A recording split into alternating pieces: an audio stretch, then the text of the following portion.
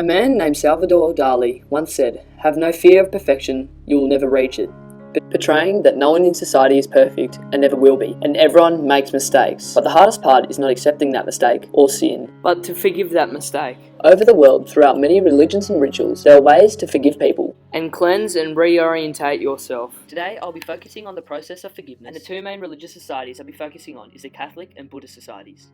Catholicism is an important aspect of 1.2 billion lives who preach and follow the Catholic faith. The mistakes people make in Catholicism is generally referred to as a sin, which by definition is immoral act considered to be a transgression against divine law. These sins that we make can be forgiven through a Catholic sacrament called the Sacrament of Reconciliation, where we reorientate ourselves with the Lord and cleanse our souls.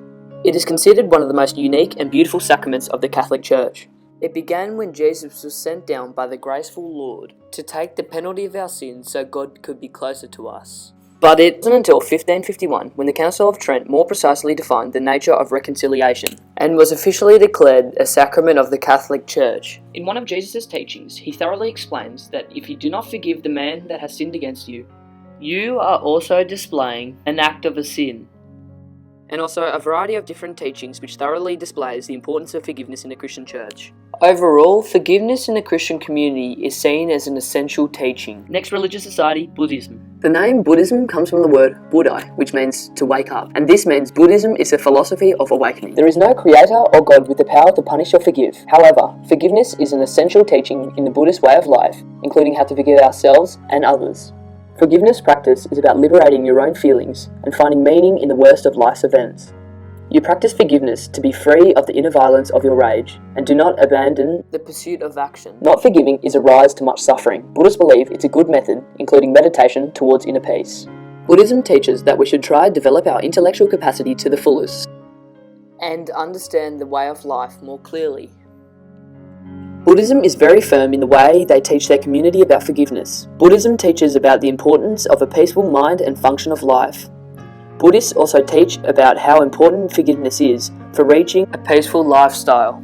Vipassana, a meditational practice, reaches to heart and heals our heart and is an essential way to reconcile those that we've hurt. Buddhists believe experiencing the emotion takes you down a path of forgiving the sins towards you. Forgiveness for the Buddhas can be understood as a spiritual practice and has been taught as such by Jesus, the Buddha, and many other spiritual teachers.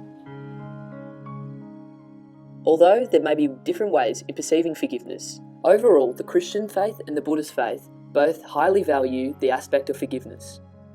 There is many people that will question the way to forgive, including, doesn't forgiveness weaken the will to respond? Should you even think of forgiving? Either or, both religious societies highly value it. Thank you for watching my presentation, and I hope you have learned something about how important the aspect of forgiveness is in different religions.